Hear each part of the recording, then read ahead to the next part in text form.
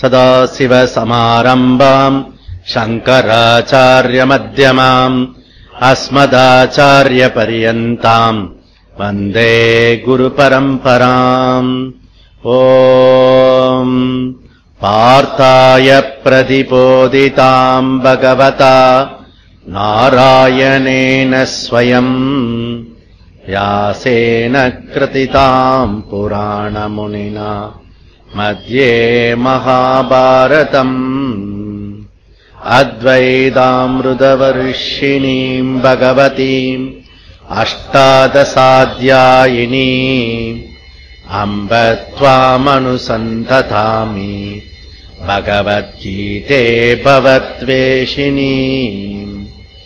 वसुदेवसुदम् देवम् कंसचाणूरमर्दनम् देवकी परमानन्दम् कृष्णम् वन्दे जगद्गुरुम्। मूकम् करोति वाचालम् पङ्गुम् लङ्घयते गिरिम् यत्कृपातमहम् वन्दे परमानन्दमाधवम्। ॐ सहनाववतु सहनौ पुनक्तु सह वीर्यम् करवावहै तेजस्विनावधीतमस्तु अविद्विषावहै। ॐ शान्ति शान्ति शान्तिः। हरिः ॐ श्रीगुरुभ्यो नमः। हरिः ॐ। श्रीभगवानुवाच मय्यासक्तमना पार्थ योगम् युञ्जन्मदाश्रयः असंशयम् समग्रम् माम् यथा ஞாஸ்யசி தஸ்ருணு. இப்ப 18வது அத்தியாயம். ஓம் ஸ்ரீ கிருஷ்ணாய பரமாத்மனே நமஹ.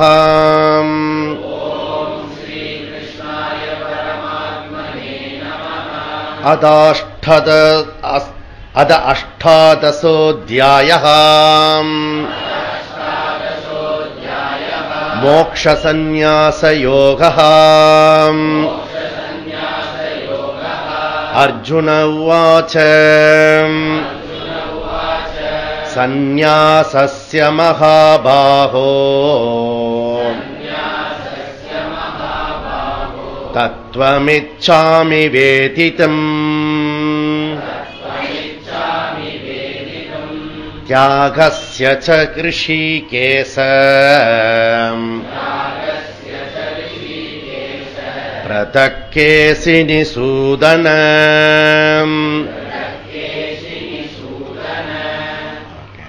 சோ நம்ம அப்படி இப்படி 17வது அத்தியாயத்தை முடிச்சுட்டோம் மகான். இப்ப 18வது அத்தியாயத்துக்கு நம்ம உள்ள நுழையிறோம். ஓகே, எல்லாமே ஒரு காலத்துல ஆரம்பம் இருந்துன்னா முடிவு இருந்தாகணும் இல்லையா? ஆரம்பம் எது இருக்கிறதோ அதுக்கு முடிவு உண்டு. அதனால இப்ப முடிக்கிற தருணத்துல நம்ம இருக்கோம். இங்க 17வது அத்தியாயத்துல பகவானுடைய உபதேசம் கம்ப்ளீட் ஆயிடும், டோட்டல் ஆகணும். அப்ப எதுக்கு 18வது அத்தியாயம்? இல்ல, தேவையில்லாத விஷயம். ஆனா இங்க ஒரு கேள்வி கேட்டுறான் அர்ஜுனன், அதனால இங்க ஆரம்பிக்க வேண்டியிருக்கிறது. முதல் அத்தியாயம் இருக்க அது கீதையோட ஃபவுண்டேஷன். சம்சாரம் அங்க ஹைலைட் பண்ணப்பட்டிருக்கு. எங்க சம்சாரத்தை புரிஞ்சுக்கிறானோ அந்த சம்சாரத்தை புரிஞ்சுட்ட பிறகுதான் இந்த பகவத்கீதை ரெலவெண்டா இருக்கும். அதனால பிரயோஜனம் நம்முடைய சம்சாரத்தை நாம கண்டுபிடிக்கணும். சம்சாரத்தை கண்டுபிடிக்கிற அளவுக்கு தான் இந்த கீதா வெரி யூஸ்ஃபுல்லா இருக்கும். புரியுதா? அதனால அந்த முதல் அத்தியாயத்துல அவருடைய சோகத்தினுடைய விளைவா இங்க மீதி விளக்கம் 2வது அத்தியாயத்திலிருந்து 17வது அத்தியாயம் வரைக்கும் இங்க சொல்லப்பட்டது. 16 அத்தியாயங்கள். ஓகே, பகவானுடைய உபதேசம் இந்த 16 அத்தியாயத்துல 575 ஸ்லோகங்கள் இங்க உபதேசிக்கப்பட்டிருக்கிறது. ஓகே, சோ முதல் அத்தியாயம் அர்ஜுன விஷாத யோகம். ஓகே, தாம் படுற அவஸ்தைகளை கஷ்டங்களை ஒரு மனிதன் சரியான முறையில விவேகத்தோட அதை அசஸ் பண்ணிட்டா அது வைராக்கியம் ஆயிடும். அதையே சரியான முறையில பின்பற்றலைன்னா அதுவே விரக்தி ஆயிடும். சம்சாரம் மோர் சம்சாரம் ஆயிடும். புரியுதா? அப்போ நீ விரக்தி ஆக்க போறியா அல்லது வைராக்கியமாக்க போறியா, அது உன் சமத்து. புரியுதா? அதனால இந்த சம்சாரத்தை கண்டுபிடி, அதை எப்படி மாத்தணும், தவிர்க்கிறது எப்படி அப்படி கண்டுபிடி. இந்த 18வது அத்தியாயம் ரொம்ப ரொம்ப பெரிய அத்தியாயம், பெருசு. ஓகே, இருக்கிறதுல ரொம்ப பெருசு. செகண்ட் அத்தியாயம் பார்த்தீங்கன்னா அது போல ரொம்ப பெருசு. அதுல 72 ஸ்லோகம் இருக்கிறது. இதுல 78 ஸ்லோகம் இருக்கிறது. 2வது அத்தியாயத்துல 72 ஸ்லோகம், 18வது அத்தியாயத்துல 78 ஸ்லோகம்.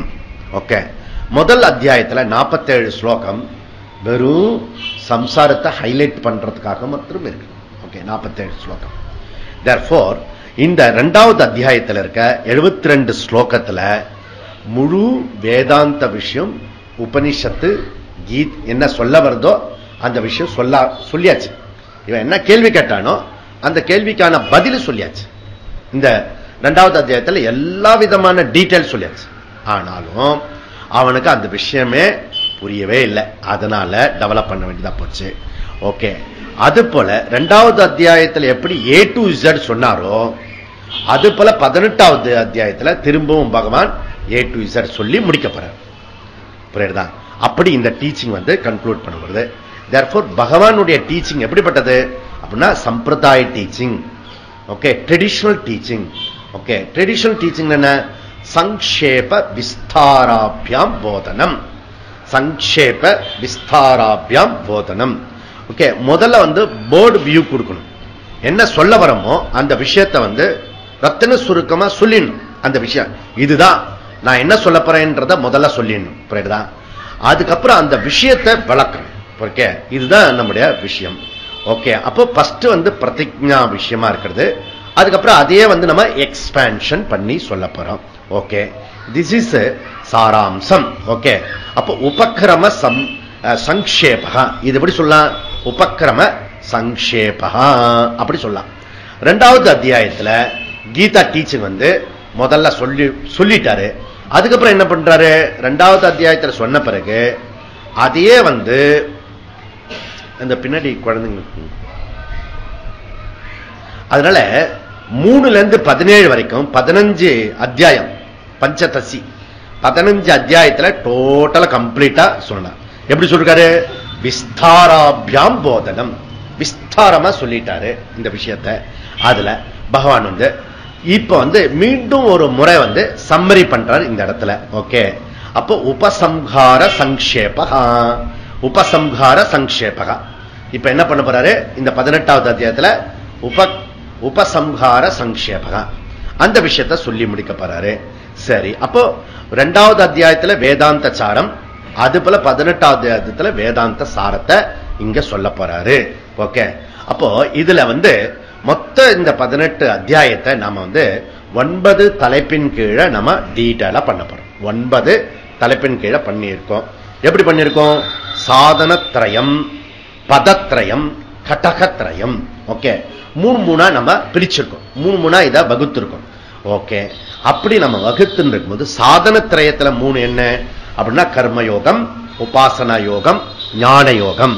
ஓகே, கர்மயோகத்தை கீதையானது விரிவா டீடைலா சொல்லப்பட்டிருக்கு. கர்மயோகம்னா என்ன, அப்புறம் உபாசன யோகம் மெடிடேஷன் பண்றது எப்படி, அப்புறம் பகவானுடைய அனுகிரகம் அடையிறது எப்படி, அந்த உபாசனைய தெய்வத்தை சம்பந்தப்பட்ட விஷயத்தை டீலிங் பண்ணுச்சு. ஓகே, இது உபாசனா யோகம். அதுக்கப்புறம் ஞான யோகம். ஞான யோகத்துல சிரவண மனன நிதித்தியாசனத்தை எப்படி சொல்லப்பட்டது அப்படி சொல்லிட்டு ஞான யோகத்தை சொல்லப்பட்டது. இந்த 3 சாதன திரயம் சொல்லப்பட்டது. அதுக்கப்புறம் என்ன? அதுக்கப்புறம் பதத்ரயம், தது துவம் அசி, தத்துவம் அசி. உபனிஷத்து வாக்கியத்தை தத்பதம் தொம்பதம் அசிபதம், தத்பதம் தொம்பதம் அசிபதம். அதுல 1 to 6 தொம்பத விசாரம். ஓகே, தொம்பத விசாரம் அப்படி சொல்லப்பட்டது. தொம்பத விசாரம் ஆன பிறகு 7 12 வரைக்கும் தத்பத விசாரம். ஓகே, தத்பதம்னா பகவானை பத்தின விஷயம், பிரம்மத்தை பத்தின விஷயம். தொம்னா உன்னை பத்தின விஷயத்தை பத்தி பேசப்பட்டது. அசி என்ன? 2 கம்பைன்டு. அப்படி சொல்லப்பட்டது. ரைட்டா? இது செகண்ட் டாபிக் 3. ஓகே, அப்ப 3 3 6 டாபிக் முடிஞ்சது. அதுக்கப்புறம் கடைசி 3 டாபிக் என்ன? சப்போர்ட். இதுதான் ரொம்ப இம்பார்ட்டண்டா நம்ம செய்ய வேண்டிய ஒரு விஷயம். அது என்ன அப்படின்னா பிரயத்தனம். அதுக்கப்புறம் பிரசாத புத்தி, அதாவது பகவானுடைய அனுகிரகம், கிருபா, அந்த விஷயத்தை எடுத்துக்கணும். இன்னொரு 3வது விஷயம் கேரக்டர், நம்முடைய நற்பண்புகள். அந்த நற்பண்புகளை ரொம்ப ரொம்ப இம்பார்ட்டன்ட். ஓகே, அப்ப பிரயத்தனம், பிரசாத புத்தி அண்ட் நற்பண்புகள், இது 3 ரொம்ப ரொம்ப இம்பார்ட்டன்ட். இந்த நற்பண்புகளை முதல்ல பகவான் ஆரம்பிச்சது திதிக்ஷா ஆரம்பிச்சாரு. கடைசியில முடிக்க வேண்டியது என்ன முடிச்சாரு? ஸ்ரத்தையில முடிச்சாரு. ஓகே, திதிக்ஷால ஆரம்பிச்சு ஸ்ரத்தையில முடிச்சாரு அவரு. சோ இதுல இம்பார்ட்டன்ட் நம்ம என்ன பார்த்தோம்னா 16 17 இந்த 2 அத்தியாயம் இருக்கு. நம்ம அந்த 2 அத்தியாயத்தை நாம சாதகர்கள் ரெகுலரா படிக்க வேண்டிய முக்கியமான ஐட்டத்துல இந்த 16 17 முக்கியமானது, இம்பார்ட்டன்ட். ஓகே, இதுதான் நம்மள அப்பப்ப பரீட்சை பண்ண வேண்டிய ஒரு அத்தியாயம் 16 17. ஓகே, இது உங்களுக்கு எப்பெல்லாம் தோன்றதோ அப்ப 16 17 நீங்க பரீட்சை பண்ணிக்கணும். ஓகே, சோ அப்படின்னா இம்மிடியேட் நம்ம சேர்ந்துக்க வேண்டியது. இம்மிடியேட் நம்மளுடைய கோல் என்ன? இம்மிடியேட் நம்மளுடைய கோல் சத்துவ குணம். சத்துவ குணத்தை அடையிறது நம்மளுடைய இம்மிடியேட் கோல். அல்டிமேட் கோல் என்ன? நிர்குணம். ஓகே, அது போல இம்மிடியேட் வர்ஷிப் என்ன? அபராபிரகிருதி. அல்டிமேட் வர்ஷிப் என்ன? பராபிரகிருதி. தேர்ஃபோர் இம்மிடியேட்டா உள்ள செய்யக்கூடிய சாதனை என்ன? கர்மயோகம். அல்டிமேட்டா செய்யக்கூடிய சாதனை என்ன? ஞான யோகம். புரியுதா? ஓகே, சோ இது நம்மளுடைய ஒரு விஷயம். இப்போ நம்முடைய முழு கவனத்தை எதுல நம்ம அட்டென்ஷன் கொடுக்கணும்? எந்த இடத்துல அப்படின்னா பிரயத்தனம், அனுகிரகம், நற்பண்புகள், இந்த கேரக்டர் விஷயம். இந்த விஷயத்துல நம்ம செய்யணும். இது நம்ம கவனம் கொடுக்க வேண்டிய நம்பர் 1. ஓகே, நம்பர் 2 சாஸ்திர வழிகாட்டின்னு ஒன்று கொடுத்திருப்பான். ஓகே, இதுல யாருக்கெல்லாம் சாஸ்திர வழிகாட்டி கிடைக்கலையோ நம்ம ரங்கராஜன் கிட்ட வாங்கிக்கோங்க. அந்த சாஸ்திர வழிகாட்டில 1 to 18 வரைக்கும் 18 ஸ்டெப்ஸ் கொடுத்திருக்கோம். பாடம் படிக்கிறது எப்படி, அந்த பாடத்தை நம்ம படிக்கிறோம். இது செகண்ட் எக்ஸசைஸ். இது 3வது என்ன அப்படின்னா நாம ஜபத்தை நம்ம ஜபிச்சுட்டு இருக்கணும். புரியுதா? இந்த 3த்தையும் கம்பைன் பண்றதுதான் குருகுல வாழ்க்கை. ஓகே, குருகுலத்தினுடைய வே ஆஃப் லைஃப். குருகுலத்தினுடைய வே ஆஃப் லைஃப் இப்படி நாம பண்ணிருக்கோம். இதுல பகவான் இந்த 3 3 3 9 இந்த தலைப்போட சில எக்ஸ்ட்ரா தலைப்பு ஸ்தித பிரஜ்ஞ லட்சணா, குணாதீத லட்சணா, அப்புறம் ஞானத்துடைய பலம், பிரயோஜனம், அப்புறம் ஜீவன் முக்தி, விதேக முக்தி, இதெல்லாம் கூட வெரி யூனிக்கா சொல்றாரு. அதுல இம்பார்ட்டண்டா கர்மயோகம், அவதார ரகசியம், விஸ்வரூப தர்சனம், இதெல்லாம் கீதைக்கே இருக்கக்கூடிய ஒரு யூனிக் சப்ஜெக்ட். அப்படிப்பட்ட 18 அத்தியாயத்தை நாம இப்ப 18வது அத்தியாயத்தை நிறைவு செய்கிறோம். இன்னைக்கு கிளாஸ் எப்படிப்பட்டதா இருக்கும்? எல்லா புள்ளி விவரங்களோட இருக்கும். புரியுறதுல? நாளைக்கு தான் கிளாஸ் ஆரம்பம். இன்னைக்கு இந்த ஷிப்டிங், அந்த ஷிப்டிங்ல அதுக்கும் இந்த கிளாஸுக்கும் உள்ள கனெக்ஷன்ஸ் நம்ம பண்ண போறோம். ஓகே, அது மாத்திரம் மொத்த 18 அத்தியாயத்தினுடைய கனெக்ஷன் நம்ம பார்க்க போறோம்.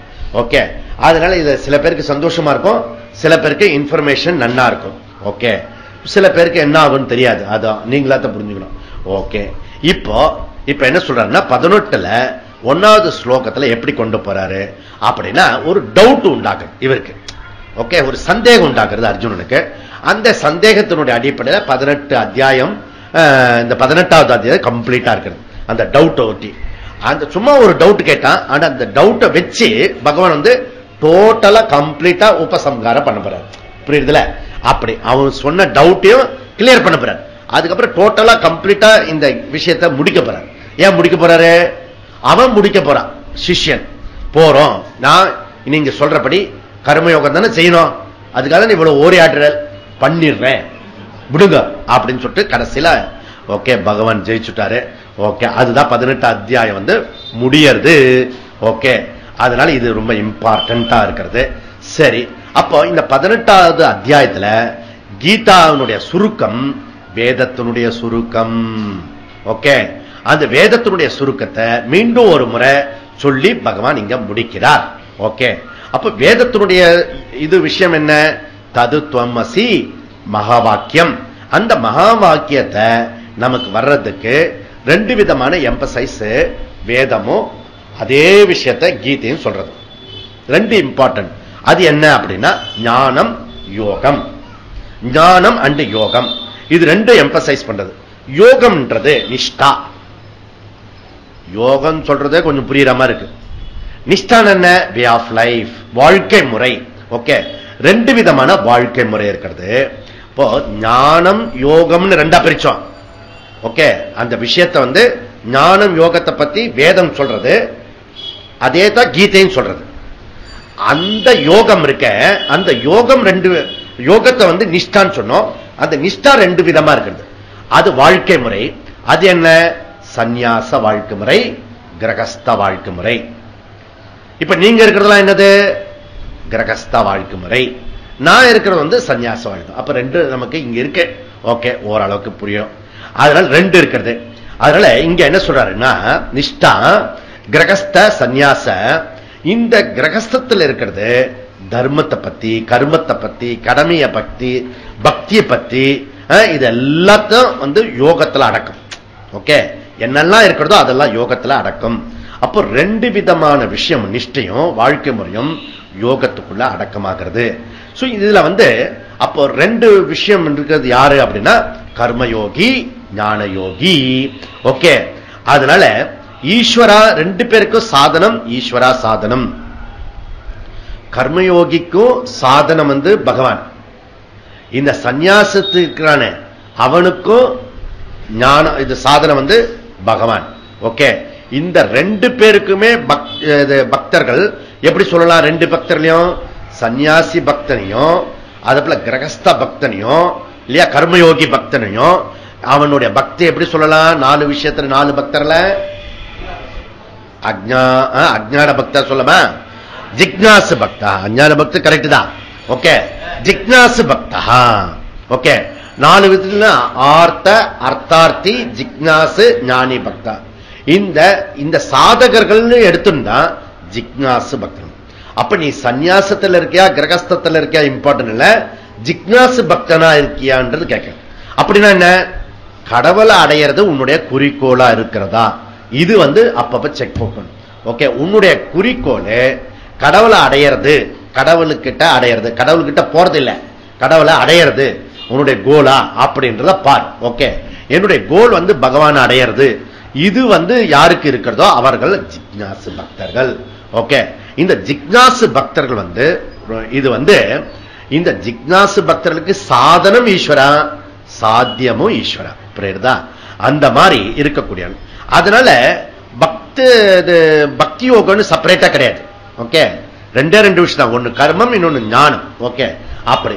இப்போ சன்னியாசிக்கு எந்த விதமான கடமையும் கிடையாது. முதல் விஷயம் தெரிஞ்சுக்கணும். அது என்னன்னா சன்னியாசிக்கு எந்த விதமான கடமையும் கிடையாது. ஆனா சில பேர் என்ன பண்ணுவோம், உங்களுக்கு பொறுப்பு இல்லாம நீங்க இப்படி மரத்துக்குள்ள இருக்கல அப்படின்னு கேட்பான். கிரகஸ்தன் நீங்க ஸ்கூல் நடத்தணும், நீங்க சேரியெல்லாம் வேலை செய்யணும், நமக்கு அட்வைஸ் அதெல்லாம் கிரகஸ்தன் செய்யணும். புரியுதுல? சன்னியாசி செய்யறதுல நிறைய இடத்துல சன்னியாசியே உங்களுக்கு ஸ்கூலு காலேஜ் எல்லாம் நடத்துறதுனால நம்மகிட்டயும் அப்படியே கேட்பான், இன்னும் சும்மா பேசிட்டு இருக்கல, பேசுறதுல என்ன பிரயோஜனம் சாமி, உழைப்பெல்லாம் வீணாக்குறீங்க அப்படின்னு. எப்படி? சரிப்பா அப்படின்னு நீ செய்ய வேண்டிய விஷயம். புரியுதா? கிரகஸ்தன். அதனால ஃபர்ஸ்ட் விஷயம், இவனுக்கு ஓட்டு உரிமை கிடையாது. ஆனா ப்ராப்ளம் பத்மஸ்ரீ சன்னியாசி ஞானானந்தான்னு போட்டா என்ன அர்த்தம்? இல்ல சோ அண்ட் சோ சுத்தானந்தா சொல்லிட்டு எம்ஏன்னு போட்டுண்டா எல்லாம் போட்டுக்கூடாது. போட்டுக்கிற ஆள் இருக்கு அது மாதிரி. அப்ப எதை திறந்த நீ மொத்தமா திறந்துட்டான். ஓகே, சமுதாயத்துக்கும் அவனுக்கும் சம்பந்தம் இல்லை, அதுதான் அவனை வச்சுக்கிறது இல்லை சமுதாயத்தில், சொசைட்டில. புரியுதுல? அதனால ஒன்னு டீச்சரா இருக்கலாம் அவனுடைய, அது ஒரு பொறுப்பு கிடையாது. பொறுப்பு இல்லாத ஒரு இடத்துக்கு வரணும்னா பெஸ்ட் சன்னியாசம். புரியுதா? அதுதான் பெஸ்ட். ஓகே, நீங்க சப்போஸ் கடன் வாங்கிட்டு கொடுக்க முடியலன்னு வச்சுக்கோங்களேன், சன்னியாசம் எடுத்துட்டா நீங்க கொடுக்கணும்னு அவசியம் கிடையாது. சுப்ரீம் கோர்ட்டு உங்களை ரிலீஃப் பண்ணி விட்டுடும். எந்த கோர்ட்டுக்கு போனாலும் ஜெயிக்க முடியாது. புரியுதுல? திஸ் இஸ் நம்முடைய சட்ட திட்டங்கள் இருக்கிறது. அதனால இருக்கு. ஆனா நீ பணத்துக்கு பயந்துட்டு சன்னியாசி எடுத்துன்னா, சன்னியாசிக்கு வந்த பிறகுதான் தெரியும் உனக்கு அதுக்கு கடனை உடனே ஓடி ஏதாவது வண்டி எடுத்தாவது நீ சம்பாதிச்சுக்கலாம், கஷ்டம். இதுல சிரமம். இது முதல்ல விஷயம் என்னன்னா, சன்னியாசிக்கு எந்த பொறுப்பும் கடமையும் கிடையாது. ஆனா அப்படியே உள்டா கர்மயோகிக்கு கடமை தான் இருக்கு, இருப்பதெல்லாம் கடமையே, காலையில இருந்து ராத்திரி வரைக்கும் சுதர்மமே. ஓகே, அப்போ இது ஆனா ரெண்டு பேருமே ஜிக்னாசு பக்தனா ஆக முடியும். ஓகே, சாதகரனா இருக்கிற வரைக்கும் அவன் ரெண்டு பேருமே ஜிக்னாசு பக்தனா. இந்த மாதிரி நாம செய்யக்கூடிய கர்மம் எந்த விதமான பலனை எதிர்கொள்ளாமல் கடமையை செய்யும் போது உனக்கு விதித்துள்ள கடமையை மட்டுமே உனக்கு செய்ய வேண்டும். இந்த கடமையை செய்யலாம் செய்யாம இருக்கலாம், அப்படி நமக்குள்ள கொடுக்கப்பட்டிருக்கிறது. இந்த கடமையை ஏன் செய்யறோம் கர்மயோகி அப்படின்னா, இந்த கடமையை சிரத்தையோட பற்றட்டு பலனை எதிர்பார்க்காம செய்யும் போது ஒரு ரிசல்ட் கிடைக்கிறது, அது சித்த சுத்தி. தேர்ஃபோர் சித்த சுத்தி நமக்கு கம்ப்ளீட் ஆயிடுச்சுன்னா கர்மத்துக்கு நீ அதிகாரி கிடையாது. அஸ் எ கிரகஸ்தா கூட சோ உனக்கு சித்த சுத்தி கம்ப்ளீட் ஆயிடுச்சுன்னா அதுக்கப்புறம் நீ கர்மத்துக்கு அதிகாரி இல்லை. ஓகே, அதனால ஆனா நம்முடைய மைண்ட் டிசிப்ளின் கொண்டு வரதுக்காக இந்த கர்மயோகத்துல கர்மம் உண்டு. ஓகே, இந்த விஷயம் புரிஞ்சுக்க வேண்டிய அடுத்த ஸ்டெப், கர்மயோகி தான் ஞானி யோகி ஆகிறான், பிரம்மச்சாரி தான் கிரகஸ்தன் ஆகிறான். அது போல கர்மயோகி தான் ஞானி யோகி ஆக முடியும். ஓகே, டைரக்டா ஞான யோகத்துக்கு வர முடியாது. இந்த கர்மயோகத்தை பண்ணி அவனுக்கு சித்த சுத்தி கம்ப்ளீட் ஆன பிறகுதான் மேல வர முடியும். Therefore இது யாரால முடியும்? கர்மயோகமோ ஞான யோகமோ யாருக்கு ரெலவென்ட்? யார் ஒருத்தர் மோட்சத்தை முடிவு பண்ணிருக்கிறார்களோ, பகவான் தான் என்னுடைய குறிக்கோள் என்று முடிவு பண்ணிருக்கிறார்களோ அவர்களுக்கு. ஓகே, அப்போ மோட்சம் லட்சியம் ஆயிட்டுனா நம்முடைய லட்சியம் கர்மயோகம், சந்நியாசம், திவிதா நிஷ்டா. அப்ப வேதத்திலையும் இதை பத்தி சொல்லப்பட்டிருக்கிறது. ஓகே, கர்மயோகத்துக்கு நமக்கு சாதனை கர்மயோகத்தில் செய்ய வேண்டிய விஷயம் என்ன அப்படின்னா, பற்றற்று பலனை எதிர்பார்க்காம செய்யறது எதுவோ அதுதான். அப்ப கர்மத்தினுடைய அனைத்திலும் நம்முடைய விஷயத்தை என்ன பண்ணுவோம், நம்முடைய கர்மத்தை நம்ம செய்யக்கூடிய கர்மத்தை சாத்வீகமா செய்யணும். அதுதான் கர்மயோகம். நம்முடைய முழு கர்மயோகத்தை காலையிலிருந்து ராத்திரி வரைக்கும் செய்யக்கூடிய அனைத்து விஷயத்தையும் நம்ம சாத்வீகமா மாத்தணும். அந்த சாத்வீகமா மாத்துறது தான் கர்மயோகம். இப்போ ஃபர்தர் டெக்னிக்கலா நம்ம ஒன் வேர்ட் எடுத்துக்கிறோம். ஓகே, அப்ப கர்மயோகம், சந்நியாசம் ரெண்டுமே வலியுறுத்தப்படுகிறது. ஆனா அதுல யார் அதிகாரின்றது புரியுதா? இதுல யார் இம்பார்ட்டன்ட் அது இது புரிஞ்சுக்கணும். ஓகே, ஆனா பகவான் கீதையில 18 அத்தியாயம் வரைக்கும் ரெண்டுத்துக்குமே சம மதிப்பு கொடுக்கிறார். கர்மயோகிக்கு எவ்வளவு மதிப்பு கொடுக்கிறாரோ அந்த சந்நியாசத்துக்கும் அதே மதிப்பு, சந்நியாசத்துக்கு எவ்வளவு மதிப்பு கொடுக்கிறாரோ கர்மயோகத்துக்கும் அவ்வளவு மதிப்பு ஈக்குவலண்டா கொடுக்கிறார். ரெண்டுமே ரொம்ப இம்பார்ட்டன்ட் சொல்றார். அதனால இங்க அர்ஜுனுடைய கடைசி கேள்வி, இதுக்கு மேல கேள்வி கிடையாது, அதோட அவனுக்கு முடிஞ்சு போச்சு. ஓகே, இந்த கடைசி டவுட்டுக்கு ஆன்சர் சொன்னா முடிஞ்சு போச்சு பகவத்கீதா. அப்ப 3வது அத்தியாயத்துல அவன் ஆரம்பிச்சான். என்ன கேள்வி கேட்டான்? சந்நியாசம் உயர்ந்ததா, கர்மம் உயர்ந்ததா?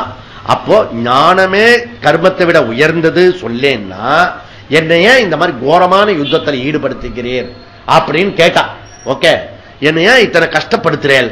ஓகே, எனக்கு நான் தான் ஞான யோகத்துக்கு வந்துட்டேன், எனக்கு சன்னியாசம் கொடுங்கன்னா கொடுத்துட வேண்டியதானே, எதுக்கு இப்படி பண்ற அப்படின்னு கேட்கிறான் அர்ஜுனன். புரியுதுல? நமக்காவது ஆபீஸ் போறது எவனுக்கு கொள்ளக்கூடிய விஷயம் இல்ல. ஓகே, மிஞ்சி போனா கம்ப்யூட்டர்ல ஏதாவது மாத்தி கீத்தி போட்டுருவான், அவனுக்கு என்ன ஒரு 10 crores லாஸ் ஆகும், அவ்வளவுதானே. ஆளை கொள்ற விஷயம் இல்லை, கேபிட்டல் பனிஷ்மெண்ட் நமக்கு கிடையாது. ஓகே, ப்ராப்ளம் கிடையாது. அதனால இந்த மாதிரி ஏன் என்ன இப்படி பண்ணிட்டு இருக்க அப்படின்னு கேட்டான். அதுக்கப்புறம் பகவான் கர்மயோக சந்நியாசத்தை பத்தி விளக்கமா கொடுத்துட்ட பிறகு இதை ஏற்கனவே விவஸ்வானுக்கு சொன்னேன்டா, உனக்கு மாத்திரம் இல்ல, ஏற்கனவே விவஸ்வானுக்கு சொன்னேன். விவஸ்வானுக்கு சொன்னீங்களா? நம்ம 2 பேரும் ஒரே நேரத்தில் பிறந்தோம், நீங்க எப்படி முன்னாடி பிறந்தீங்க? அப்படி அடுத்த கேள்வி இதுல புரியுது. அப்போ என்னன்னா அனுப்பிரஷ்னன்னு பேரு. இதுக்கு பேரு அனுப்பிரஷ்னா, ஒரு விஷயத்தை சொன்ன பிறகு அதுல இருந்து டவுட், இன்னொன்னு விளக்கின பிறகு அதுல இருந்து டவுட். ஓகே, இதுல இருந்து என்னென்ன தொடர்ந்து டீச்சிங் நடக்கணும்னு அர்த்தம் ஒரு விஷயம். ஓகே, இந்த மாதிரி சிஷ்யனுடைய கேள்விக்கு அதுக்கு தகுந்தா போல விளக்கிறது குருவோட பொறுப்பு. ஓகே, அப்ப மீண்டும் 5வது அத்தியாயத்துல நீ கர்மயோகத்தை புகழுகிறாய், ஆனால் சந்நியாசத்தையும் புகழ்கிறாய். எது சிறந்தது கிருஷ்ணான்னு 5வது அத்தியாயத்தில் கேட்கிறான். ஓகே, கர்மமானது செய்யப்பட வேண்டியது, ஞானமோ பிரமாணத்து மூலமா அறியப்பட வேண்டியது. ரெண்டு டைகனலி ஆப்போசிட். ஓகே, ரெண்டுத்தையும் நீ சேர்ந்தப்பல புகழற.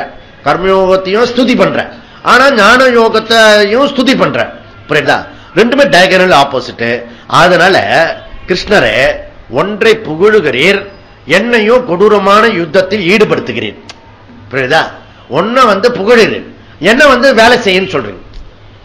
இது எல்லாருக்கும் இருக்கக்கூடிய ஒரு இது கிராசிங் இந்த இடம். ஓகே, என்ன போய் கர்மத்தில் ஈடுபடுத்தின, நான் தான் ஃபுல் டைமா வரேன்னு சொல்றேன். அப்படி சொன்னா ஃபுல் டைமா உங்களுக்கு யாரு வருவா? ஏதோ 4 பேர் வருவா. புரியுதா? அவங்களையும் கருத்துடுறேல அப்படின்னு. புரியுதுல?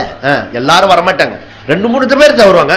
அவனையும் கர்மம் செஞ்சுன்னு முடிச்சுடுவாங்க. வேதாந்தத்துல புட்சாலியா இருந்தா அந்த டீச்சர். புரியுதா? அதனால பகவான் கர்மயோகத்து மூலமா நீ சந்நியாசத்தை அடைஞ்சுக்கலாம். கர்மயோகத்து மூலமா என்ன இருக்கிறதோ அதுதான்டா சந்நியாசத்திலே இருக்கு. ரெண்டுத்தோட ரிசல்ட் சேம் அப்படின்றார் பகவானுடைய அட்வைஸ். என்ன? ரெண்டுத்தோட ரிசல்ட், நீ சந்நியாசம் எடுத்துக்கிறேன்னு சொல்றீங்கல்ல, அதுல அடையக்கூடிய ரிசல்ட்டும் கர்மயோகத்து மூலமா வரக்கூடிய ரிசல்ட்டும் ரெண்டும் சேம்.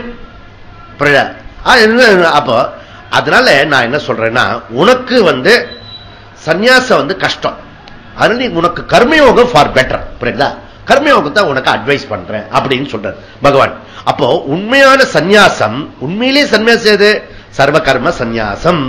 அகம் அகர்த்தா அப்படி சொல்றது எதுவோ அது ஞானத்தினால அறிஞ்சு அந்த உண்மையை அறிந்து கொள்றதுதான் உண்மையிலேயே சந்நியாசம், உண்மையிலேயே துறப்புது. Okay, this is way of life. அப்போ வாழ்க்கை முறைய நிஷ்டாவை மாத்தணும்னு அவசியம் இல்ல, நீ அதுல இருக்கிற சாதனை பண்றது ரொம்ப ரொம்ப இம்பார்ட்டன்ட்.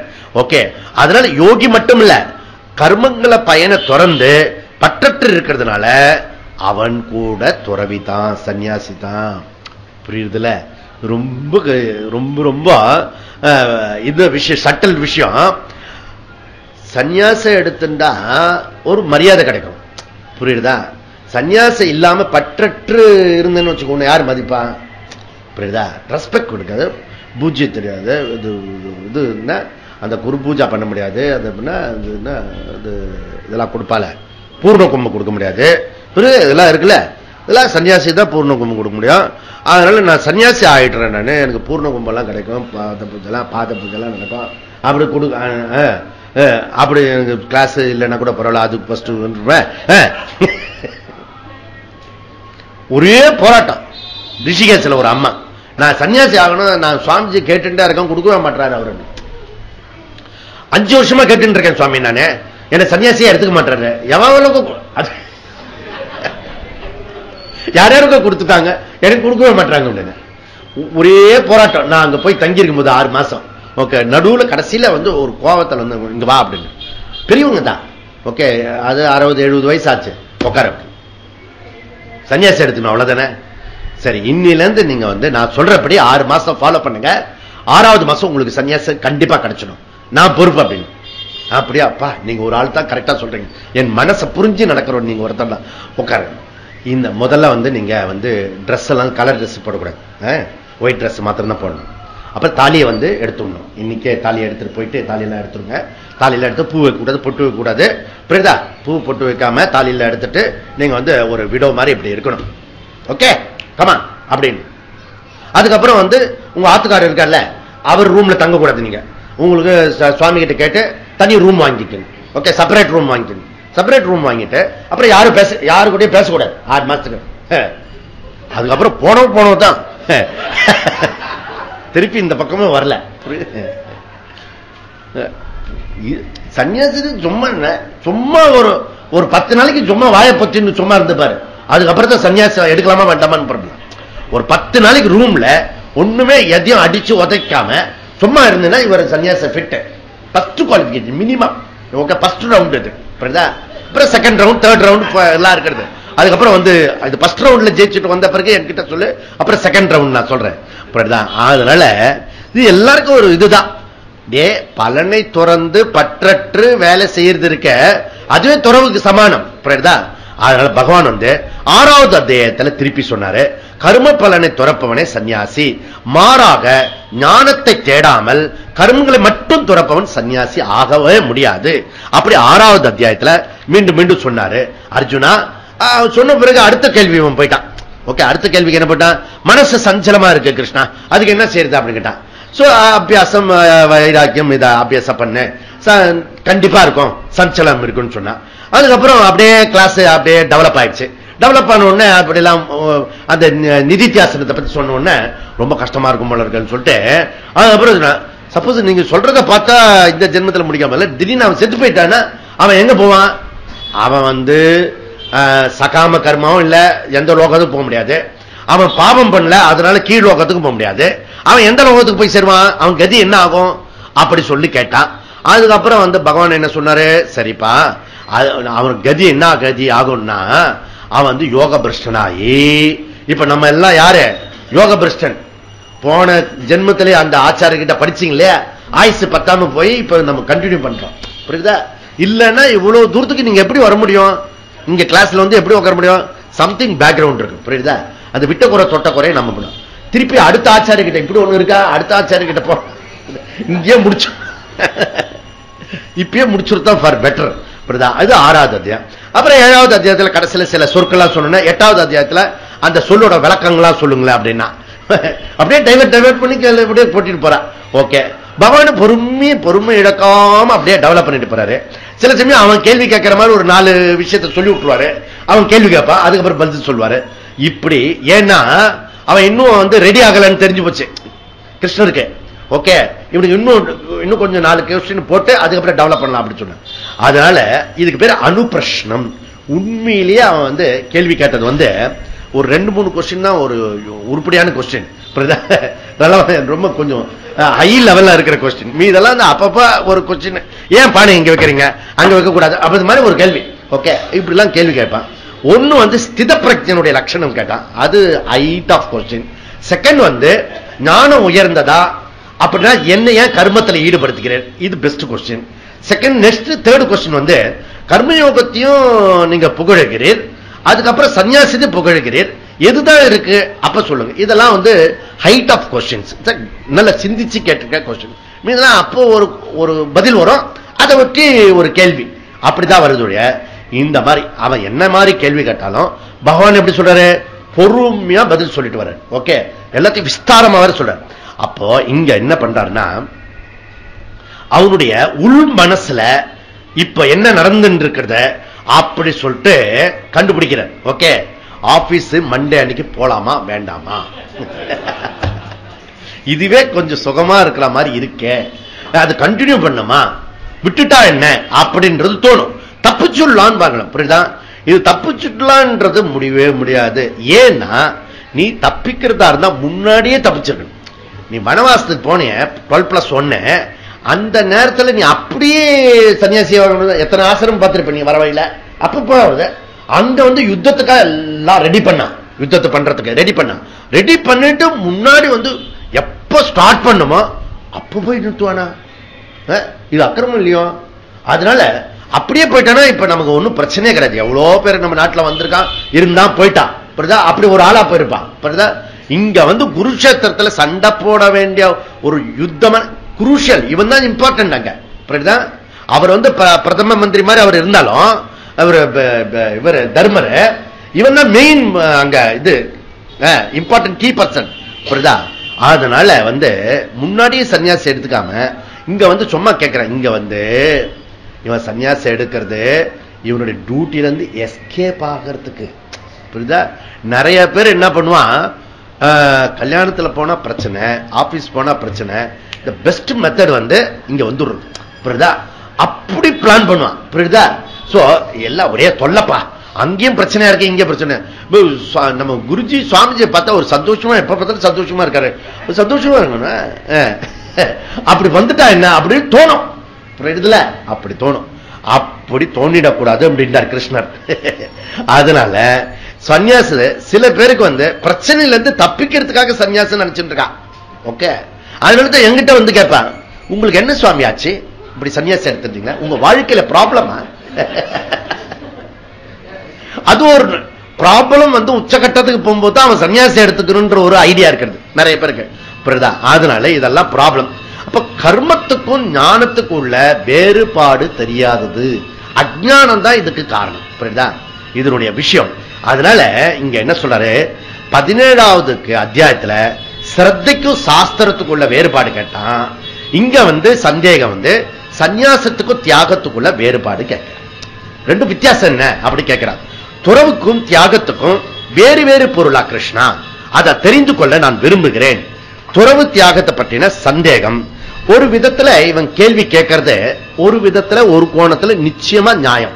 ஓகே, அர்ஜுனனுக்கு கேட்கறது நியாயமான ஒரு விஷயம். ஏன்னா உதாரணமா நம்ம சிலதை பார்க்கலாம். இவன் கேட்கறது நியாயம்ன்றதை எப்படி கேட்கிறான், ஏன் இவனுக்கு இந்த மாதிரி டவுட் வருது? பிகினிங்ல இருந்து இந்த ப்ராப்ளம் இருக்கிறது, ஆரம்பத்திலிருந்து இவனுக்கு இந்த விஷயம் இருக்கிறது. ஏன்னா இதுல சந்நியாசமும் அனுமதி இருக்கிறது, சாஸ்திர அனுமதி இருக்கிறது. அந்த மாதிரி இருக்கும்போது என்னைய தடுத்து நிறுத்துறீர் அப்படின்னு சொல்லிட்டு கேட்கிறான். சோ இவனுடைய கேள்வி 4வது அத்தியாயத்துல 20வது ஸ்லோகத்துல தக்த்வா கர்ம பல சங்கம் நித்திய திருப்தோ நிராசரஸ்ய. ஓகே, கர்மத்துடைய பலனை துறந்து தெக்த்வா அப்படின்னு சொல்லிட்டு சொன்னாரு. ஓகே, அதனால அப்படி சொன்ன பிறகு கர்மத்துடைய பலனை துறந்து தெக்த்வா அப்படி கேளு. 4வது அத்தியாயத்துல 21வது ஸ்லோகத்துல நிராசிர்யதசிதாத்மா தெக்த சர்வ பரிக்ரஹா. இங்க என்ன சொல்றாரு பகவான், தியாகம் என்பதை சர்வ கர்ம சந்நியாசம் அப்படி பொருள் பட சொல்றாரு. புரியுதா? ஏன் உனக்கு இந்த டவுட் கண்டினியூ ஆகிறது? அப்படி இந்த கிளாஸ் எப்படி இருக்கும், ரிசர்ச் பண்ற கிளாஸ். புரியுதா? அது கொஞ்சம் பரவாயில்ல, கொஞ்சம் பொறுத்துன்னு நாளையில இருந்து கேட்டாரு. இன்னைக்கு மாட்டில காலையிலே சொல்லிருக்க கூடாதா சுவாமிஜி, நிறைய பேரை காணுமே அந்த மாதிரி போயிருப்பேன் நானு அப்படி. சரி, 41ல யோக சந்நியாஸ்த கர்மானம் அப்படி சொன்னார். 41வது ஸ்லோகத்துல 4வது அத்தியாயத்துல அங்க என்ன சொன்னாரு, சந்நியாசம் என்பதை கர்மங்களை துரத்தல் என்ற அர்த்தத்துல அவர் பொருள்படுத்துறார்.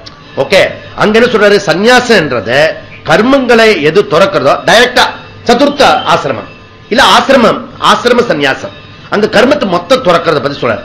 யோக சந்நியஸ்த கர்மானம் அப்படி சொன்னாரு. ஆனா அதே கிருஷ்ணர் என்ன பண்றாரு, 5வது அத்தியாயத்துல 3வது ஸ்லோகத்துல கர்மயோகிய சன்னியாசி அப்படின்றார். இவனுக்கு கன்ஃபியூஸ் வருமா வராத? ஒரு இடத்துல ஆசிரம சன்னியாசி சொல்றாரு, இன்னொருத்த கர்மயோகிய பத்தி சொல்றாரு. இப்படி மாத்தி மாத்தி சொல்லிட்டு இருக்காரு.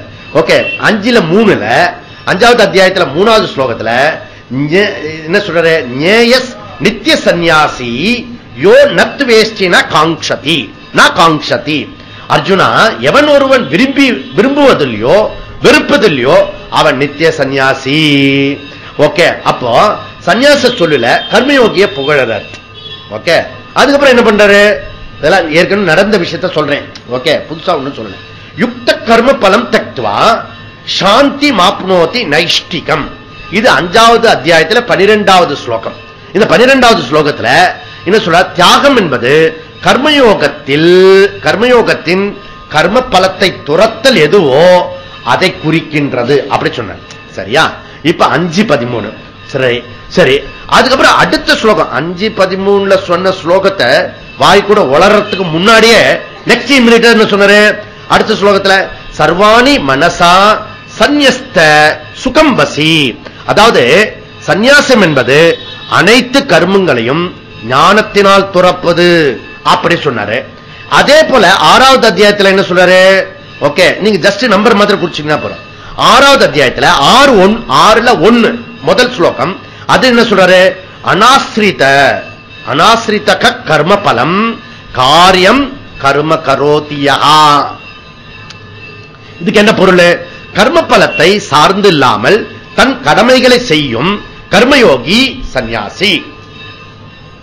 கர்ம பலத்தை டிபெண்டா இல்லாம தன்னுடைய கடமையை யாரு செய்யறானோ அந்த கர்மயோகி சந்நியாசி அப்படி சொன்னார். அடுத்த ஸ்லோகத்துல இம்மீடியட்டா என்ன சொல்றாருன்னா, அதாவது 2வது ஸ்லோகத்துல அவர் என்ன சொல்றாரு, எம் சந்நியாசமிதி பிராகுகு யோகம் தம் வித்தி பாண்டவ அப்படின்றார். அதுல என்ன, ஏ அர்ஜுனா பாண்டவா யோகம் கூட சந்நியாசமே அப்படின்னு சொல்றாரு. என்ன சொல்லிட்டு இருக்கேன்னா மாத்தி மாத்தி சொல்லிட்டு இருக்காருன்னு நான் சொல்லிட்டு இருக்கேன். ஒண்ணுமே புரியலன்னா ஒண்ணு புரிஞ்சுக்குங்க. அவர் யோகத்தையும் சொல்றாரு சன்னியாசத்தையும் சொல்றாரு, கர்மயோகியே சொல்றாரு, கர்மயோகியே சில சமயம் சன்னியாசி சொல்றாரு, கர்மயோகத்துடைய செயலை சன்னியாசி சொல்றாரு. அப்புறம் எல்லா கர்மத்தையும் விடுறது இருக்க அதுவும் சன்னியாசி சொல்றாரு. ஓகே, இப்போ இப்போ ஒரு பெரிய சீரியஸ் ஆர்டர் கொடுக்கணும். அத போல சந்நியாசம் தியாகம் அந்த சொல்லுல பகவான் வந்து பல இடத்துல கர்மயோகத்தையே சொல்றார். இந்த சந்நியாசம் தியாகம் ரெண்டு சொல்லு பத்தி ஆராய்ச்சி பண்றோம். அந்த ரெண்டு சொல்ல கர்மயோகத்தை பத்தியே சொல்றார். இப்ப நான் சொல்றதெல்லாம் எது 6ல 2வது இதுல நகி அசந்நியாசித சங்கல்பா யோகி பவதி கச்சன. சங்கல்பத்தை துறக்காதவன் யோகி அல்ல. சங்கல்பத்தை துறக்காதவன் யோகி அல்ல. அதுபோல 9வது அத்தியாயத்துல 28வது ஸ்லோகம் 9:28 அதுல என்ன சொன்னாரு? சந்நியாச யோக யுக்தாத்மா விமுக்தாமாமம் உபைக்ஷயசி. சந்நியாச யோகத்துடன் கூடிய மனதினால் என்னையே நீ அடைவாயாக அப்படி சொன்னார். அது 9வது அத்தியாயத்துல 28வது ஸ்லோகம். 12வது அத்தியாயத்துல 6வது ஸ்லோகத்துல என்ன சொன்னாரு? ஏத்து இதெல்லாம் ஒரே ஆர்டர், ஒரே விஷயம். ஓகே, ஏத்து சர்வாணி கர்மாணி மயி சந்நியஸ்ய மத்பராஹா. என்னையே குறிக்கோளா கொண்டவன் என்னிடம் அனைத்து கர்மங்களையும் துறந்து அதாவது சமர்ப்பித்து உபாசிக்கிறவன் என்னையே அடைகிறான் அப்படி சொன்னார். 12வது 11வது ஸ்லோகம் 12-11 அதுல என்ன சொல்றாரு? சர்வ கர்ம பல தியாகம் ததக்குரு யதாத்மவான். அப்படி மனசை கட்டுப்படுத்தி பிறகு செய்கின்ற அனைத்து கர்மங்களினுடைய பலனை துறந்து விடு அர்ஜுனா அப்படின்னு சொன்னாரு. இதெல்லாம் ஒரு ஆர்டர். இப்ப செகண்ட் ஆர்டர் சொல்ல போறேன். என்ன செகண்ட் ஆர்டர்?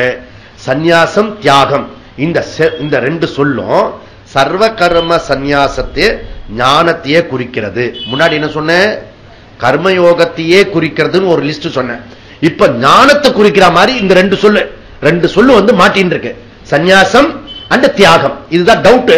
அந்த டவுட் ஏன் வந்ததுன்னு நியாயப்படுத்துறோம். இப்போ அர்ஜுனுடைய டவுட் ஏன் வந்திருக்கும் இப்படி கேட்டானா புரிஞ்சிருந்து அதெல்லாம் ஒன்னோட கம்பைன் பண்ணிருந்தானா டவுட் வரும். புரியுதா? இல்ல நமக்கு நம்ம மாதிரி சிரத்தையா இருந்துட்டானா டவுட் வராது. இல்ல ஒண்ணுமே முன்னையும் பின்னையும் வராம அந்தந்த கிளாஸ் மாத்திரம் கேட்டுட்டு இருந்தா பிரச்சனையே இல்லை. புரியுதா? இதெல்லாம் கம்பேரிட்டிவ் ஸ்டடிஸ் பண்ணும்போது அதுவும் சின்சியரா என்னுடைய கோல் சன்னியாசின்னு ஆகும்போது நீ சன்னியாசி எடுத்துக்கூடாது சொல்லும் போது இதெல்லாம் டவுட் வருது. புரியுதுல? அதெல்லாம் ப்ராப்ளம். 12ல 16வது ஸ்லோகம் சர்வாரம்ப பரித்யாகி யோ மத் பக்த ச மே பிரியா. கர்த்தத்துவத்துடன் கூடிய அனைத்து செயல்களையும் துறந்த என் பக்தன் எனக்கு மிக மிக பிரியமானவன் அர்ஜுனா. இது 16வது ஸ்லோகம் 12. 14வது அத்தியாயம் 25வது ஸ்லோகம் கவனிங்க. நோடி இல்லை நோடி. சர்வாரம்ப பரித்யாகி அதே வேர்டு யூஸ் பண்றார். ஓகே, சர்வாரம்ப பரித்யாகி குணாதீதஸ்ச உச்சதே. என்னோட பிரியன் சொன்னார். இங்க என்ன சொல்றாரு? கர்த்தத்துவத்துடன் கூடிய அனைத்து செயல்களையும் துறந்தவன் குணாதீதன். அவனே ஸ்தித பிரஜனன், ஜீவன் முக்தன். ஓகே, போதுமா? இன்னும் வேணுமா? ஓகே, அப்படி அவ்வளவு லிஸ்ட் இருக்கு. ஓகே, அதனால இதெல்லாம் பூஜ்ய சுவாமிஜி கொடுத்த கலெக்ஷன். இப்ப நான் சொல்லிட்டு இருக்கிறதுலாம் ஓகே ஒண்டர்ஃபுல் கலெக்ஷன். அதனால அப்படியே உங்களுக்கு டெலிவரி பண்றேன். சந்நியாசம் தியாகம் இந்த ரெண்டு சொல்லோட குழப்பத்தை உண்டாக்கி இருக்கிறது மாதிரி தெரியுது. குழப்பம் இல்ல, அங்கங்க தெளிவா தான் சொல்லிருக்கு. ஆனா ரெண்டுத்தையும் கன்ஃபியூஸ் ஆன மாதிரி இருக்குது. இப்ப நீங்க கேட்டதே கன்ஃபியூஸ் ஆயிருப்பீங்க. ஓகே, இது சொல்றாரா அதை சொல்றாரா என்ன சொல்றேன்னே புரியலன்ற மாதிரி இருக்கும். ஓகே, அதனால இப்ப வந்து நாம ஸ்டூடெண்ட் யூனியன் அப்படி ஒண்ணு ஆரம்பிச்சோம்னா யாருக்கு ஓட்டு போடுவோம்? அர்ஜுனனுக்கு ஓட்டு போடுவோம். ஓகே, நிஜம்தான், நியாயமா குழப்பம் ஆயிருக்கும், நியாயமான விஷயம் தான் அப்படின்னு நம்ம ஓட்டு போடலாம். ஓகே, ஆனா இங்க தியாகம் என்பது கர்மத்தை துரத்தல் அப்படின்னா கர்மயோகத்தை குறிப்பிடுற இடத்துல பயன்படுத்த முடியாது. நீங்க தியாகம் என்பது தியாகம்னா ரெனன்சியேஷன். அந்த தியாகம் ரெனன்சியேஷன் கர்மத்தை துரத்தல் அப்படி சொல்லிட்டா அங்க வந்து கர்மயோகத்தை பத்தி சொல்ல முடியாது. கரெக்டா? நான் சொல்றது இப்பயாவது புரிஞ்சுக்கணும். இப்ப சொல்ல புரியல. அதாவது ரெனன்சியேஷன்ன்றது கர்மம், நம்ம செய்யக்கூடிய எல்லா கர்மத்தையும் துறக்கிறது, ஆக்டிவிட்டிஸ் எல்லாம் துறக்கிறது. அதை வந்து கர்மயோகத்து உள்ளவனுக்கு சொல்ல முடியாது. ஓகே, ஏன்? கர்மயோகத்துக்கு உள்ளவனுக்கு கர்மயோக பிரதான். ஓகே, அதனால அவனுக்கு சொல்ல டீச் பண்ண முடியாது, அதனால பயன்படுத்த முடியாது. இது கரெக்ட். வை பிகாஸ் செய்ய வேண்டிய கர்மங்களை செய்வது கர்மயோகத்தினுடைய ஒரு அங்கம்.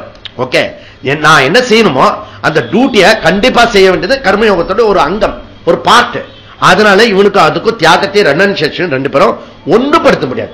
ஓகே, தியாகத்தையும் ரெனன்சியேஷன் கர்மயோகத்தையும் அதை ஒன்றுபடுத்த முடியாது. இது கிளியர். ஓகே, இதெல்லாம் நம்ம தெரிஞ்சுக்கணும். அப்புறம் என்ன, யோகம் என்பது செய்யணும், ஒர்க். ஓகே, கர்த்தா இருக்கணும், செய்யப்பட வேண்டியது யோகம். தியாகம் என்பது என்ன, ரெனன்சியேஷன், விட்டுணும். ஓகே, தியாகம்ன்றது விடுறது, யோகம்ன்றது செய்யறது. Diagonally opposite. எப்படி ஒன்னாக முடியும்? கிருஷ்ணன் ஏன் இப்படி சொல்றாரு இல்ல, கேள்வி புரியுதுல? அதனால எப்படி ஒன்னா சேர முடியும்? அப்போ கர்மத்தை விட்டுடு, அப்படி தியாகத்தையும் யோகத்தையும் ஒன்னா எப்படி சேர்த்து சொல்றேன்? ஓகே, ரெண்டுமே ஒண்ணுதான் அப்படின்னு எப்படி சொல்ற? ராங் அப்படின்னு. அப்ப அர்ஜுனுடைய கேள்வி, டவுட், சந்தேகம் நியாயமானது. இப்ப புரியுதப்பா? ஓகே, ஆனா இங்க சந்நியாசம் தியாகம் ரெண்டு சொல்லுமே ரெனன்சியேஷன் பொருள் இல்லையா? இதெல்லாம் புரிஞ்சுக்கலாம். சந்நியாசன்றது ரெனன்சியேஷன், தியாகம்ன்றதும் ரெனன்சியேஷன், விட்டுறது, துறவு. ஓகே, ரெண்டுமே துறக்கிறது. ஓகே, அப்ப பகவான் தியாகம் என்ற சொல்ல பெரும்பாலும் எப்படி குறிப்பிடுறாரு? யோகம் யோகம் அப்படின்ற பொருளை பயன்படுத்துறார். தியாகன்ற இடத்துல யோகம் என்ற சொல்ல பயன்படுத்துறார். புரியுதா? எப்படி எப்படி சொல்ற? நீங்களே இஷ்டத்துக்கு சொல்றீங்களா? இல்ல, உதாரணத்துக்கு சில சொல்றேன். எக்ஸாம்பிள் என்ன? குரு கர்மாணி சங்கம் தெக்த்வா, இது 248. பலம் தியாகத்வா 251. பிரம்மணி ஆதாய கர்மணி சங்கம் தெக்த்வா கரோதி 510. 5 அத்தியாயம், 10 ஸ்லோகம். இப்படி மாற்றி அந்த இடத்துல பார்த்த கண்ணுவே காணும், நீங்க சொன்னதே காணும் அப்படி சொல்லக்கூடாது. 510 not I10. ஓகே, 510. அதில் சங்கம் தெக்த்வா ஆத்ம சுத்தையே 511. கர்ம பலம் தெக்த்வா 512.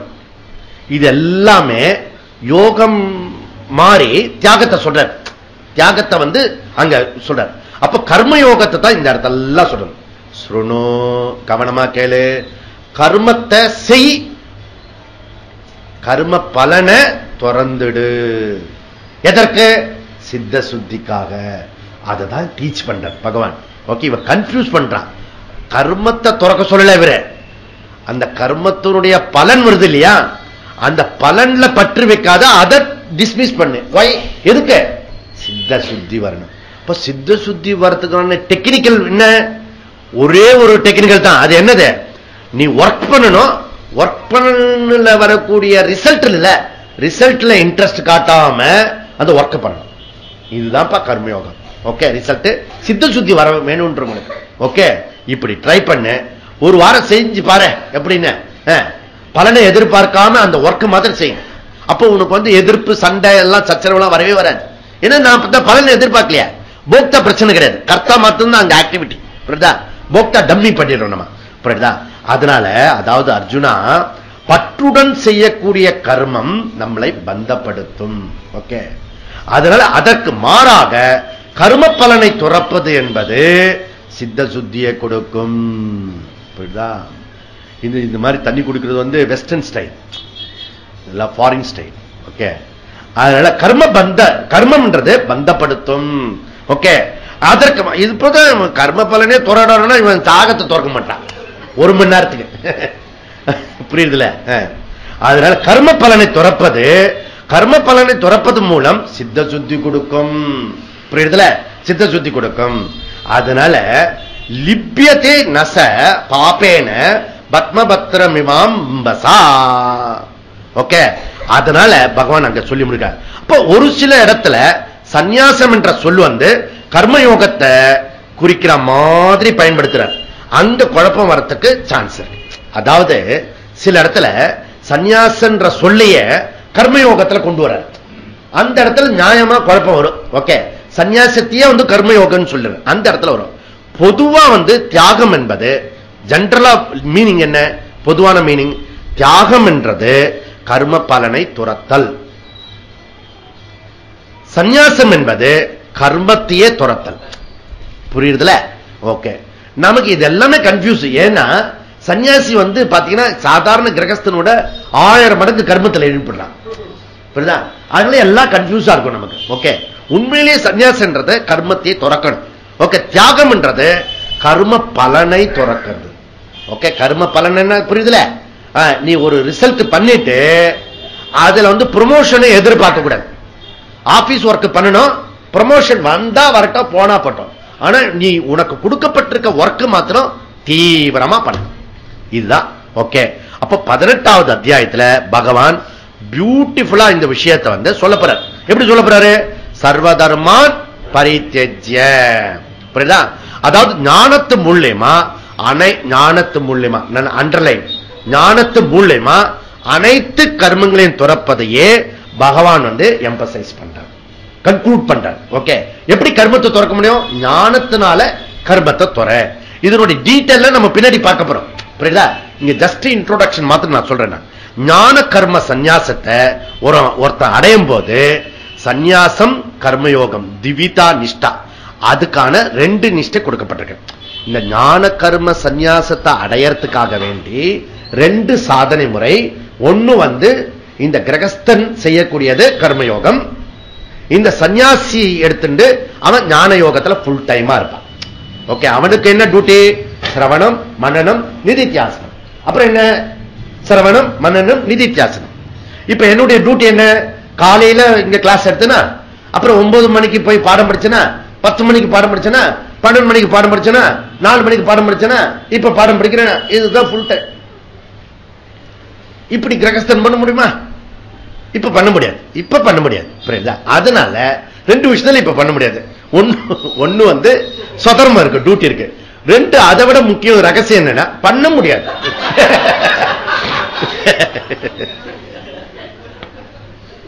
புரியுதா? அதனால சந்நியாசம் என்பது கர்ம சந்நியாசம். கர்ம சந்நியாசம்ன்றது என்ன? ஆசிரம சந்நியாசம்.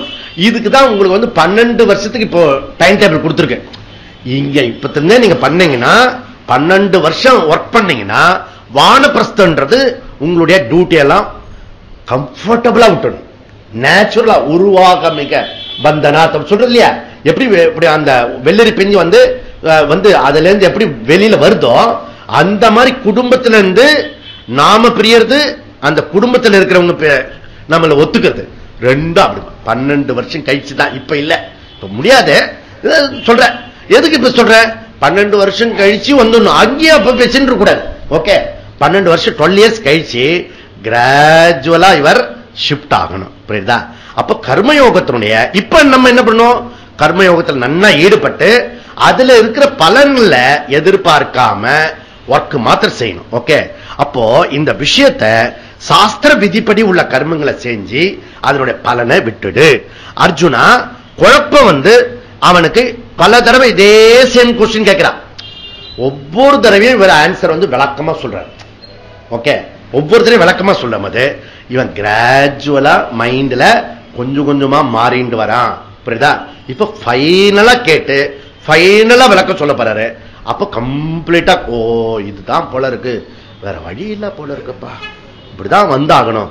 கர்மயோகம் உயர்ந்ததா சந்நியாசம் உயர்ந்ததா அப்படி கேட்கல இவன். ஆனா கேள்வி மாத்தி கேட்கிறான். எப்படி கேட்கிறான்? சந்நியாசம் தியாகம் 2த்துக்குள்ள வேறுபாடு என்ன கிருஷ்ணா? இவனை பத்தி தெரியாதாட்டம், இவ்வளவு வருஷம் கூட இருக்காரு, இந்த ஒரு விஷயம் தெரியாதா அவனுங்க? அப்ப அர்ஜுனுடைய அடி மனசுல என்ன மாதிரி ஓடுறது எண்ணங்கள் அதெல்லாம் பகவான் தெரிஞ்சு வச்சுண்டு இந்த விஷயம் இருக்க. வெட்டு ஒண்ணு துண்டு ஒண்ணா சொல்ல முடியாது. சைக்கிள்ல எத்தனை ஸ்போக்ஸ் கம்பி இருக்கு, அந்த மாதிரி கர்மயோகமா ஞான யோகமா அப்படி சொல்ல முடியாது. ஓகே. இது கிராஜுவலா தான் இப்படி சேஞ்ச் பண்ண முடியும். ஒரு தடவை ஒரு கிளாஸ் கேட்டாங்கன்னா எல்லாம் புரிஞ்சுட்ட மாதிரி இருக்கும். நெக்ஸ்ட் வீட்டுக்கு போய் தண்ணி குடிச்சிட்டு வரதுக்குள்ள அவரு கன்ஃபியூஸ் பண்ணி விட்டாரு நம்மள. அப்படி புரியுதா? அத்தனை கஷ்டமான விஷயம். இது டீச்சருக்கும் தெரியும், ஸ்டூடெண்ட்டுக்கும் தெரியும். புரியுதா? அந்த மாதிரி ஒரு கஷ்டமான விஷயத்தை டாபிக் எடுத்துட்டு இருக்கோம். அதாவது இதுல ரகசியம் என்னன்னா, இந்த world dependent to God dependent சொன்னோம் இல்லையா, அந்த வேர்ல்டு டிபெண்டன்ட் டு காட் டிபெண்டே நமக்கு ப்ராப்ளம். ஓகே, இப்ப இருக்கிற குடும்ப செட்டப்ல இருந்து அட்டாச்மெண்ட்டை விட்டுட்டு பகவான டோட்டலா விடுறது பிடிச்சுக்கிறது இருக்க, அதுக்கே தகராறு. இங்க டாபிக் என்னன்னா, அதுல இருந்து ஓகே காட் டிபெண்டன்ட்ல இருந்து அதுக்கப்புறம் செல்ஃப் டிபெண்டன்ட் அதுக்கு போகக்கூடிய ஒரு குஷன். ஓகே, அதனால இது ரெண்டும் கம்பைன் இருக்கிறது. World dependent to God dependent, God dependent to and self dependent. இது ரெண்டும் யார் பண்ணணும் யார் பண்ணக்கூடாது. உனக்கு கூரை ஏறி கோழி பிடிக்காம வான ஏறி வைகுண்டம் வேணாம். நீ வீடு ஆத்துல இருக்க மனுஷால எல்லாத்து மேலே ஒரு பற்று பாசத்தை வச்சுண்டு இல்லையா, அதுல இருந்து நான் டோட்டலா ஞான யோகத்துக்கு வந்துடுவேன் அப்படி சொன்னா அது நடக்காது மகனே. அதனால நீ கிராஜுவலா டெவலப் பண்ணிக்கோ, ஸ்டெப் பை ஸ்டெப் போய்க்கோ அப்படின்னு சொல்ல போறாரு. அதனால கர்மயோகத்திற்கும் ஞான யோகத்துக்கும் மீண்டும் ஒரு முறை பகவான் நல்ல டீட்டெயிலா சொல்ல போறாரு. நம்ம ஆஃப்டர் த டீ பிரேக். ஓம் பூர்ணமத பூர்ணமிதம் பூர்ணாத் பூர்ணமுதச்யதே பூர்ணஸ்ய பூர்ணமாதாய பூர்ணமேவாவசிஷ்யதே. ஓம் சாந்தி சாந்தி சாந்தி. ஹரி ஓம். ஸ்ரீ குருभ्यो நமः. ஹரி ஓம்.